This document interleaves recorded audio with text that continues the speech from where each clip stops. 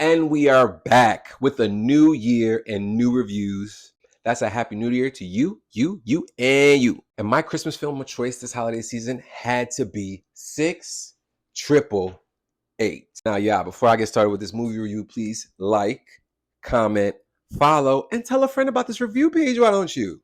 First thought reactions. I love this film. This might be my favorite Netflix film of the year of 2024, the best one to come out. This film inspired me. It made me cry twice. It made me laugh. It had great action. Okay, so for those that don't know, 6888 is a true story about a group of Black women in World War II.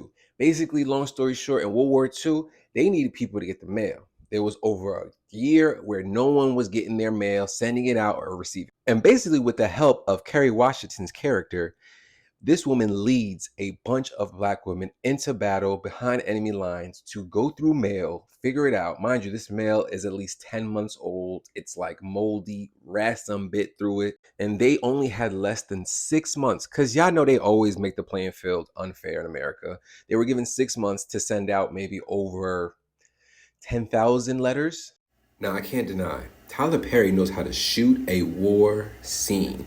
The intro literally started into World War II, and it's one of my favorite scenes out of this movie. The rawness, the drama, the blood, the emotion in battle, he captivated very well. Seeing the women marching in Scotland, in Europe, was probably one of the most beautiful moments in this film. They really will show you how these women, they went through hell, but they stood tall for their country. Seeing the mail that they had to ship out, once you see it, it gives you more perspective of how serious this was and how the odds were against them. But for me, the biggest thing that they weren't afraid to show you guys is kind of what Black women dealt with in the military. Specifically, Kerry Washington and a few other characters, they dealt with a load. Constantly being yelled at, emotionally abused, called stupid, looked down upon, doubted.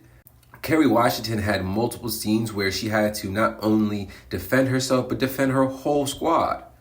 And as well as defending herself, because even though they looked down on the soldiers, they looked down on her, the captain, most of all. And that, to me, those scenes I felt the most, because being the leader, you do take a lot that most people will never see. And they're not afraid to show you some of the things that she has to probably take, and she took day in, day out, of just trying to make a name for herself.